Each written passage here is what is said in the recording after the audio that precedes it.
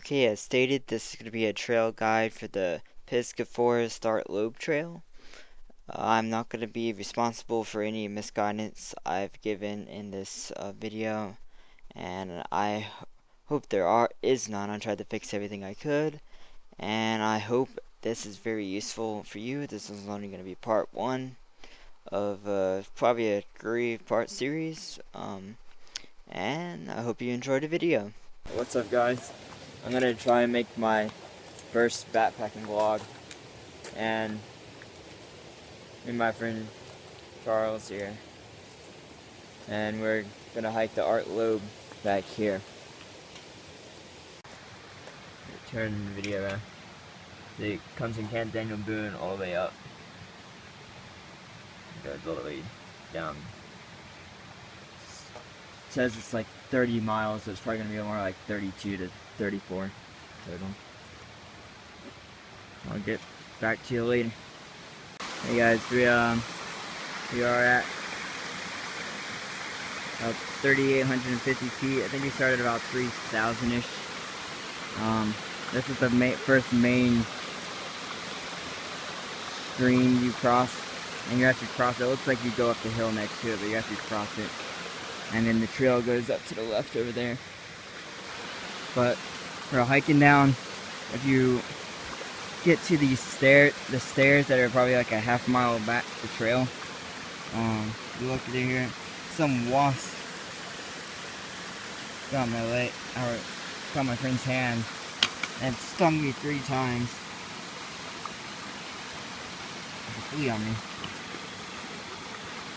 and it hurts a lot. I'm hoping it's a wasp, not something worse.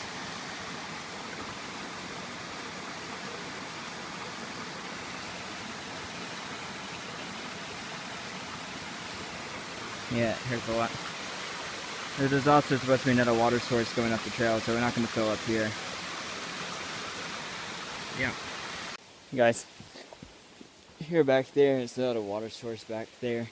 Just cross that. It's not too far past the other one you just saw.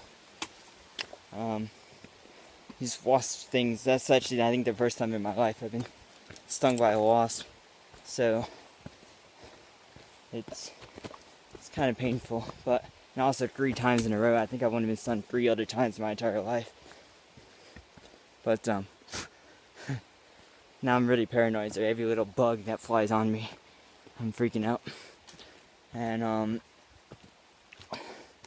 every little leaf that touches it, it hurts a lot when you touch it. It just aches a little bit when I'm hiking, because there are 3 bites in the same area, or stings, whatever they are. I think wasps, their stingers don't fall out, so they can sting multiple times. But hopefully, I haven't found anything I'm allergic to yet, so I don't think I'm allergic to this. Otherwise, I'd be on the ground right now. And yeah, I think we're about halfway up this ridge, and we've only been hiking for hour and a half. It's done just over an hour and a half. Hour and 40 minutes, I think. Taking about 3 breaks. And that's pretty good. The funny thing is, the canopy in some areas by the rivers, or the stream, or a river, whatever you want to call it, is so thick that it looks like it's dark, getting dark. It's 10 a.m. right now, and 10:30 or so, and it looked like it was, the way the light was coming through, the color of it looked like it was about 6 o'clock at night. It was about to get dark. It's kind of funny. But I'll get back to you later on the trail. I don't know if I said that earlier. I might add it in the beginning of the video. I'm going to try to make this into a trail guide for this trail, since it's so poorly marked and nobody seems to be posting where water sources are. So I will try my best to label all the water sources and everything else, so people can enjoy this trail. This is actually also my first multi-day backpacking trip. I've been on like 5 others or something, I don't know, overnighters. Never had the chance to kind of multi-day trip. I'll get back to you later.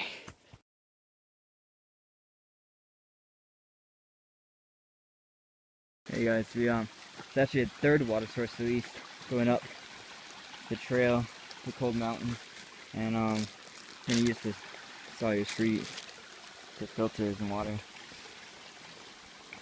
We were just gonna skip the water, but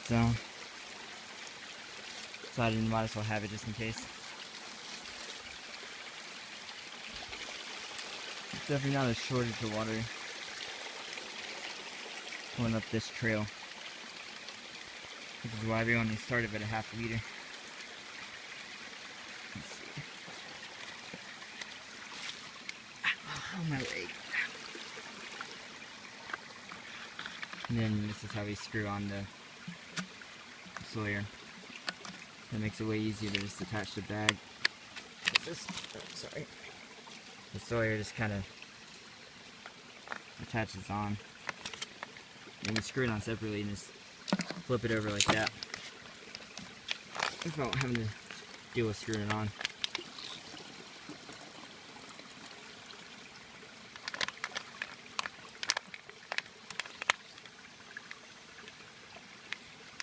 That easy. Yeah, we actually got to a fourth spot. It's kind of hard to tell from the map where the water sources are. Right there's a fourth one. That's like another, not even quarter mile probably, up the trail from the last one we stopped at. So that's why, for sure, there's so much water. That's why you only carried a ½ liter of water. And we probably could have carried a 1/4 liter and been totally fine to save another, I don't know, quarter pound, ½ pound. But we filled up, now I have a ½ liter. My friend has a little smart water bottle, so it's 3/4 of a liter.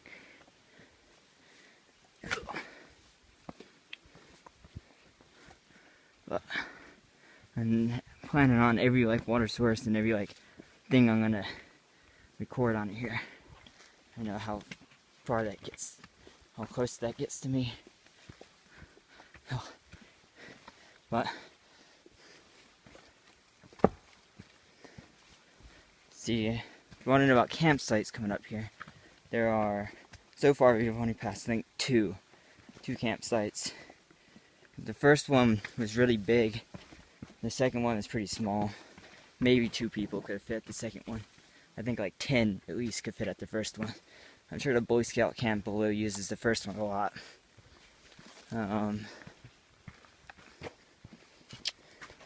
Let's see. I think there's much else to say right now, but the mountain way up there is where we're going. And we came from way down there. See you later. Okay, and this is the 5th stream coming up. I think we're almost to the top, like a ½ mile away from the top. But there's a stream right up here, and I'm guessing this one's big enough that it flows year round. So you could probably get away with a liter of water if you start out for the entire way up to here. Fill up some water and continue going. Gosh, I wish there was an easy way to hold my trekking poles while I'm holding the camera. I have a tripod mount on the trekking pole to get some LT4s one day. Oh gosh, okay. LT4S actually. Ooh. Probably insert some photos. I haven't really taken many photos, taking more videos.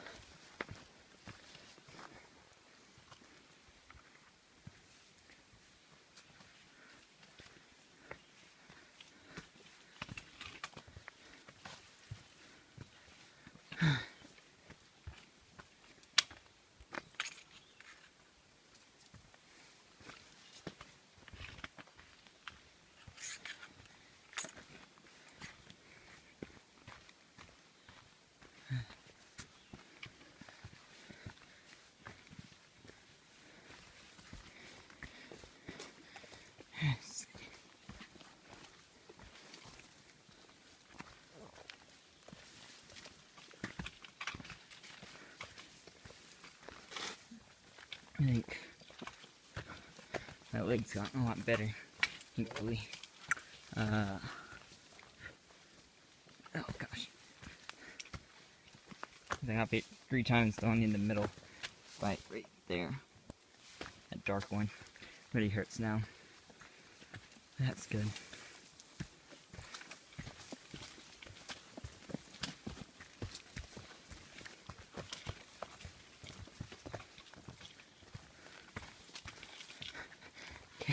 I'm catching on everything with my trekking poles.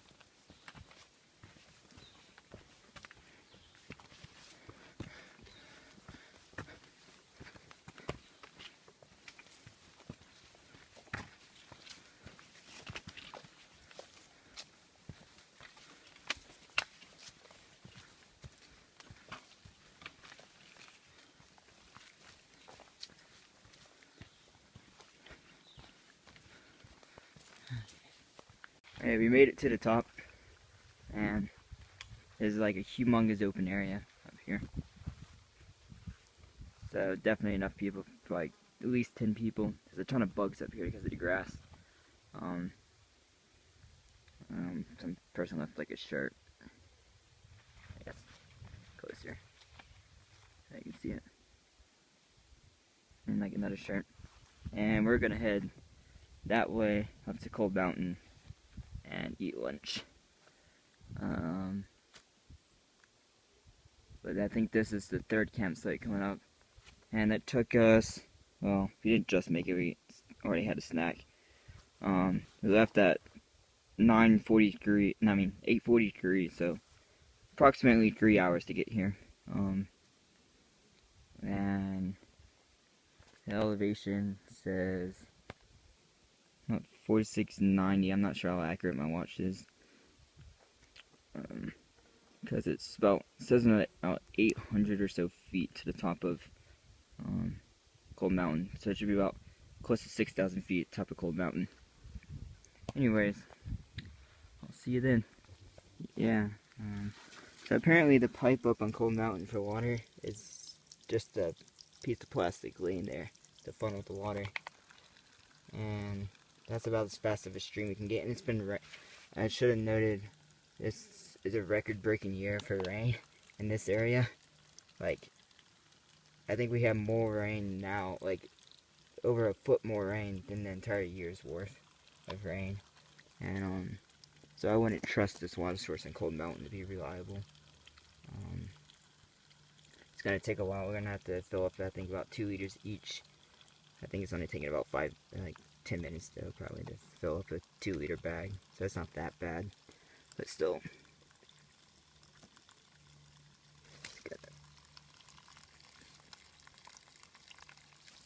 And this is also, see, we started hiking at 11:50 and it's this time now. And what's the elevation? It's 5260 feet, which I'm not sure how. I think that's a couple 100 feet low, I hope. Anyways, I wouldn't trust this water source. Okay, so actually, I was wrong. And somebody just stuck that pipe there. I'm not sure why. But this one seems to be pretty reliable by how fast it's going. I wasn't even looking at. Pretty high speed. And so this one's past that first one. And you get a good view at the same time. So I guess you can trust this to get water. Cold Mountain. Okay, we found, this is really close to the summit of Cold Mountain. And found another big, nice open campsite here. It's only a few minutes past that water site. This would be a good spot to camp. You're actually not, I think I read in the Pisgah guide, you're actually not supposed to camp on Cold Mountain, I don't think. But of course people do anyway, and of course there's a fire ring there.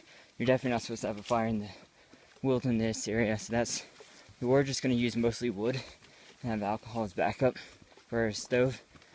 But we brought alcohol for the first day, and since second days you should be out with the wilderness area.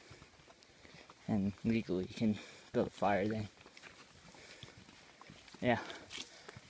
See, we're approaching another campsite. 2 fire rings.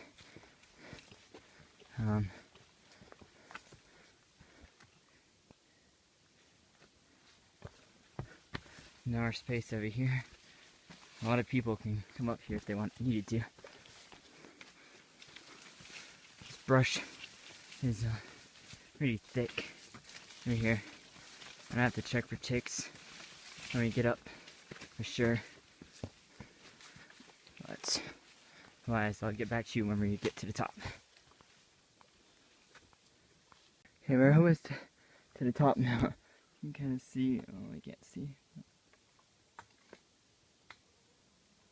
Mountain range is right almost even with us, but the trail you can't even tell is right there.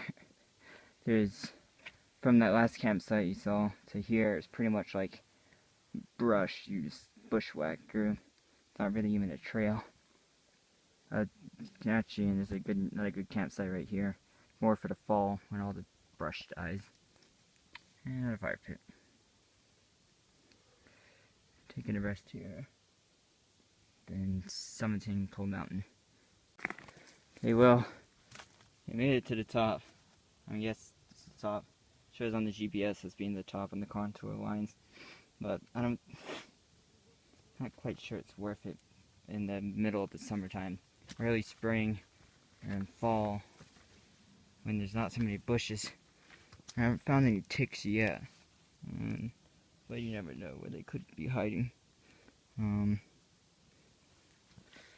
This is about the view we get.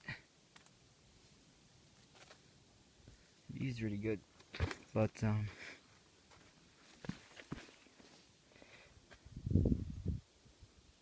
don't know if it's worth all that bushwhacking.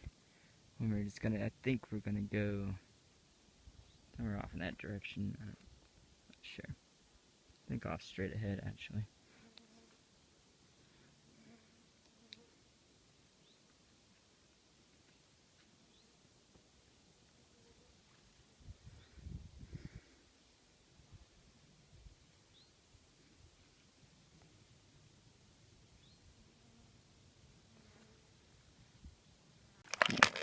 Making some lunch.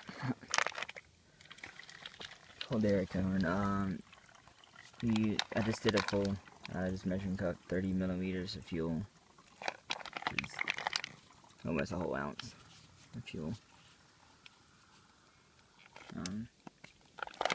And hopefully that should be able to boil 4 cups of water.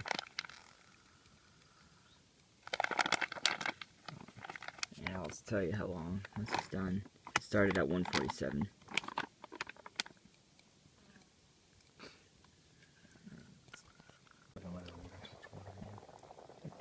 No, lack of just Alfredo. Yeah. Solar panel in some rain.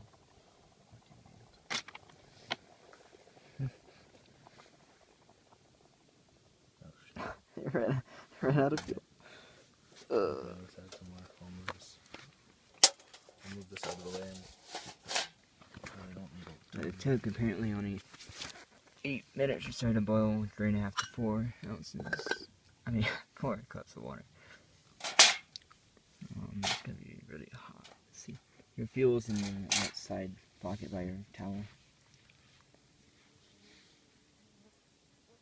What the hell?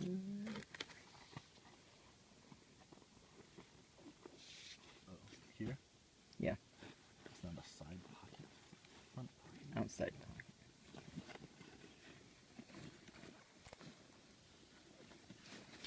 Where? Oh, man. Oh, I'm stupid. No, it's on the side pocket.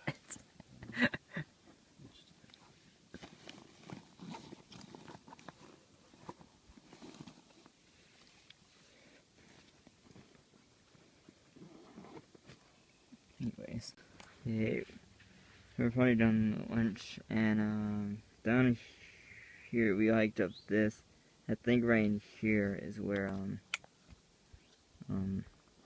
that first campsite with the shirts were. And we're gonna have to hike all the way up this, and somewhere in here, it's a shining rock that we'll hopefully get to by like 8 o'clock or so. Okay, we just took a break from getting down from Cold Mountain.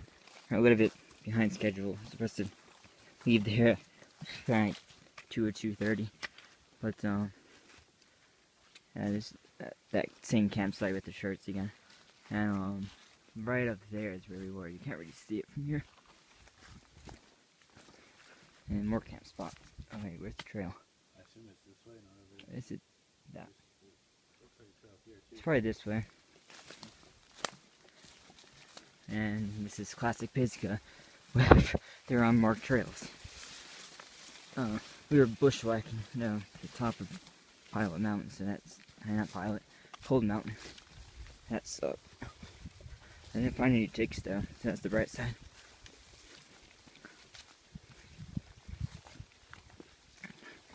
And the hope is to stop Shining Rock, which is I think 2 straight miles and like 3 to 4 trail miles away, and it's 4 o'clock, so we should, it's not too steep, we should be able to make it. And maybe around there, right past Shining Rock, it's supposed to be a water source, and tomorrow morning or something I can add that to this. But that's a really big tree.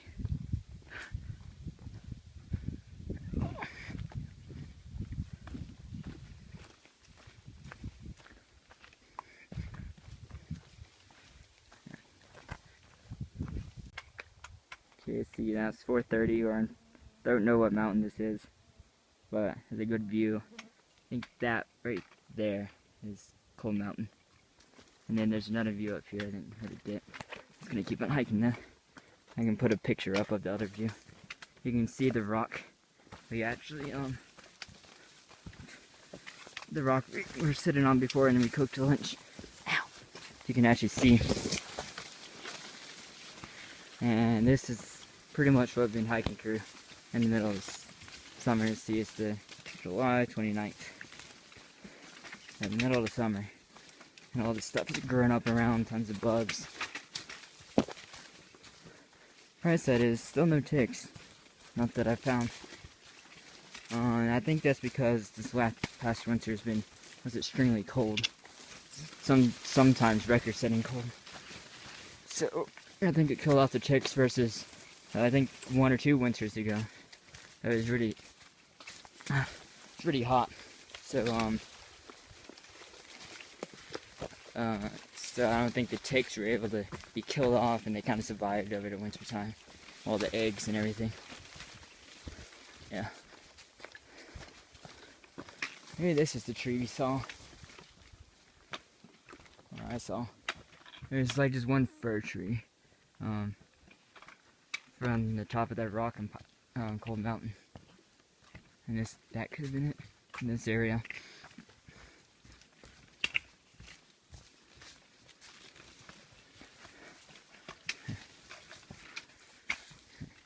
So far, so good with water sources. So we'll make sure tomorrow. Hey, we found the hikes. We're past Stairs Mountain if you look on the map by like a half mile now, and this is like decently flat all the way through here. And we found this water source. It's probably only running because it's been raining a lot, so I wouldn't trust on this. And it's a good enough, more water than what was on Cold Mountain and everything like that. As well as now, if you look at dirt back here and you turn around, has this cool quartz rock and everything. And oh yeah, and this has a ton of quartz in here. It's like it changed the trail. I should have took a video earlier, but see these fir trees, there's like random areas of just fir trees and there's vegetation. All of a sudden it goes back to the vegetation hitting you all over the face, and then back to fir trees again. Art Loeb And now Trail. it's from all that stuff back into like quartz rock all over the ground, big groves of rock. You see the string going down. It's a pretty good stream, but I'm not sure I wouldn't trust it running in like a drought or anything. And then we actually think there's a trail that runs parallel to the Art Loeb, or somewhere near, we're near Shining Rock Gap. If you were to go straight up that hill, not Shining Rock Gap, but Shining Rock. If you go straight up that hill, then we would get there, and that's where I plan to camp, because it's going to have a really good view for the sunrise in the morning. And I thought the Art Loeb went over that, and it doesn't. Based on I'm using Gaia GPS on my iPhone, but and that doesn't really have the trails on it, unlike the US topographic app I used, but they haven't updated it forever, so it doesn't work anymore. But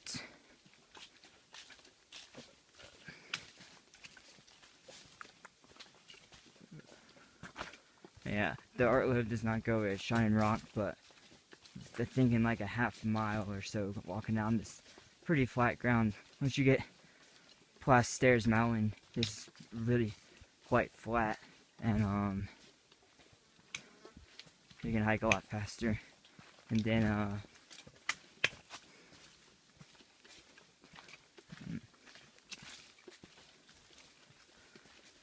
you can get to the large main intersection, and that's probably coming up in half mile to a mile.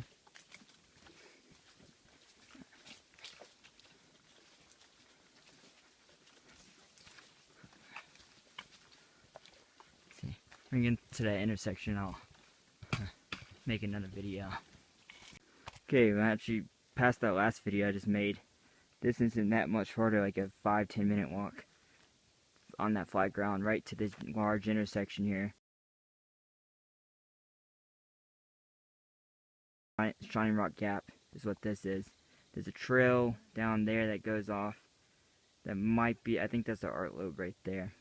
And then there's another trail. Actually, no, there's a trail right there, and then a trail off, go down to the right, all the way over there. And that's the Art Loeb. That trail's not quite sure. I have to look at the map. This trail is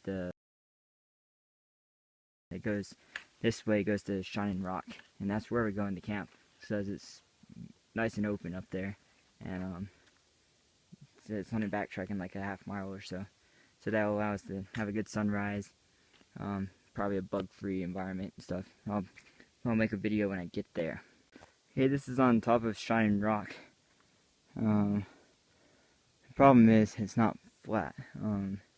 I think we took the wrong trail. I think there's a trail, you go up the trail I was saying before, but there's a fork to the right, and we should have took that. I think it goes off over here somewhere. And it might be flatter on that side. So it looks flat on the top of flat-ish. But this isn't flat at all. Good view though, but we're trying to find someplace flat to go camp at 7:07. So we're trying to get camp set up by 8 for sure. Yep. I'll get back if we can get to the campsite. Awesome sunset in Shining Rock.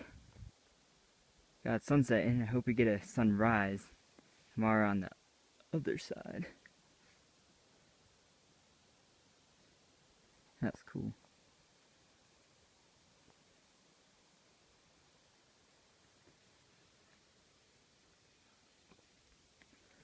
Charles.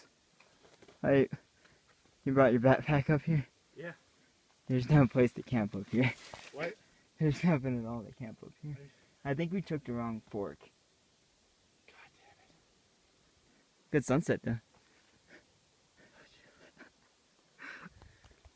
Okay, well, found another water source. There's actually a little pipe down there. If you go down there, maybe there's space for one person campsite down there as well. This is on the Gaia maps. It's not, the Art Loeb's not marked. We for sure found out. And Shining Rock is that way. It's the main sand dirt trail that comes this way. If you're coming from the Shining Rock Gap, it's like that. It's the widest trail there, and that's what this takes you. And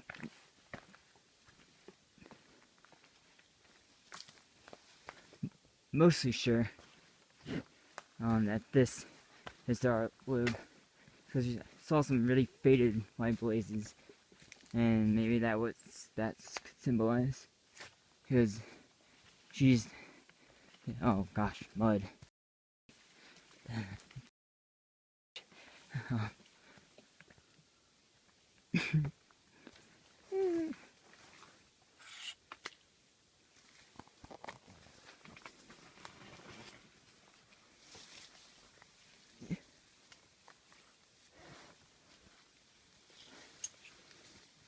I'm gonna start recording for this.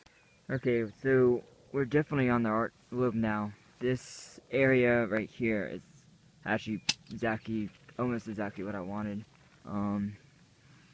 Right there is Flower Knob, and right here is Grassy Cove Knob. So we're right dead in the middle on this flat, grassy area, of course.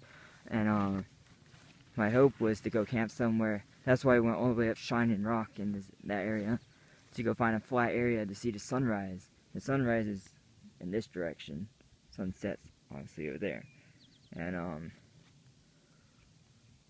so it kind of worked out. We don't have any wood though.